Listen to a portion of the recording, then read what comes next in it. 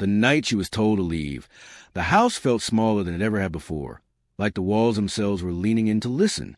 One sentence, spoken without warmth, erased 18 years of belonging. By dawn, she stood at the edge of town with a backpack that carried everything she owned in a silence inside her that felt heavier than fear. There was no plan, no safety net, only the understanding that going back was no longer an option. If you believe in the silent hero, in second chances, and in people who rise quietly when no one is watching, take a moment right now to like this video, comment, share it, and subscribe to the channel. Stories like this matter because people like her exist everywhere. Her name was Emily Carter, and until that night, she had believed that endurance was enough to earn love. She had done what was asked, stayed quiet when things were tense, learned early that survival sometimes meant becoming invisible. Being kicked out at 18 felt less like a surprise and more like confirmation of something she had always feared, that she was only tolerated until she became inconvenient. The town was small, tucked between fields and rusted industry, a place where everyone knew everyone but rarely knew the truth behind closed doors. Emily walked until her legs burned and the sky turned pale. The grain silos loomed at the edge of town, tall and forgotten, relics of a farming era that had slowly faded. Most people saw them as eyesores, empty cylinders of metal and concrete that served no purpose anymore. To Emily, they were shelter, solid and unmoving, standing where nothing else had offered to.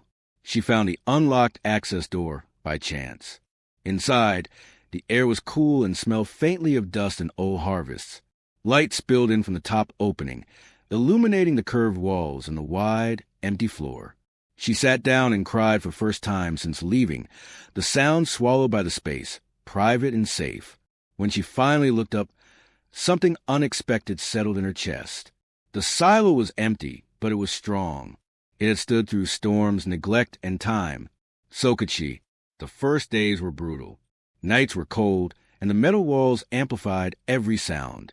Emily scavenged discarded pallets, cardboard, and insulation scraps from behind closed businesses. She learned quickly, layering the materials against the curved walls to trap warmth, building a small raised platform to sleep on. She fashioned a door seal from old tarps and rope. Each small improvement made the space feel less like a hiding place and more like a home. Hunger became a quiet rhythm in her life. She worked odd jobs when she could, cleaning, lifting, sorting, always paid in cash, always temporary. She learned which grocery stores tossed out food that was still edible, which days were safest to check. Pride disappeared, replaced by determination. Every can she carried back to the silo felt like a victory. Winter came hard that year. Snow buried the roads, and the wind tore across the open fields. The town struggled. Power lines went down. Old houses lost heat. People gathered in cars to stay warm. Shelters filled to capacity. Emily stayed inside the silo, surprised to find that the thick walls and circular design held warmth better than expected. The cold wind slid around it instead of through it. The grain silo, once built to protect harvest, was now protecting her. During the worst night of the storm, Emily heard knocking. At first, she froze, heart racing, fear of being discovered tightening her chest. Then she heard coughing, weak and desperate. She opened the door cautiously and found an elderly man from town, disoriented and shaking. His car stalled in the snow. Emily pulled him inside without hesitation, wrapping him in blankets, sharing what little food she had. The silo held them both through the night. Word spread quietly after that, not about Emily, but about the silo. Another storm hit weeks later, worse than the first. This time, people came deliberately, guided by desperation and whispered directions. A mother with 2 children, a couple whose furnace failed, a teenager stranded after his truck slid off the road. Emily welcomed them all, rearranging her carefully built space, giving up comfort without resentment. She did not see herself as a hero. She saw people who needed warmth. The silo became something no one expected. The circular walls reflected heat inward. The high ceiling allowed smoke from a small, controlled heater to rise safely. Emily organized the space instinctively, creating sleeping areas, rationing supplies, keeping order when fear threatened to take over. She stayed awake most nights, listening for changes in the wind, checking on everyone, her exhaustion fueled by responsibilities she never asked for but accepted fully. When town officials finally arrived, they expected a problem. What they found was a solution. The silo was warm.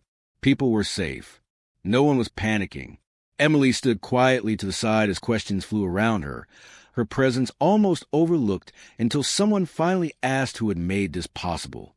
The answer traveled slowly through the space, settling with weight and discomfort. Emily did not want recognition. She feared it would take away the one place she felt she belonged. But something unexpected happened. The town did not shut the silo down. Instead, they helped. Supplies arrived. Portable heaters. Food. Medical aid. The silo was officially designated an emergency refuge, the only structure that had withstood the storms without failing. After the winter passed, life did not snap back into place neatly. But it changed. Emily was offered work coordinating emergency preparedness, training, a small apartment, counseling. She accepted cautiously, always expecting the ground to disappear beneath her again. It did not. She visited the silo often, even after moving out.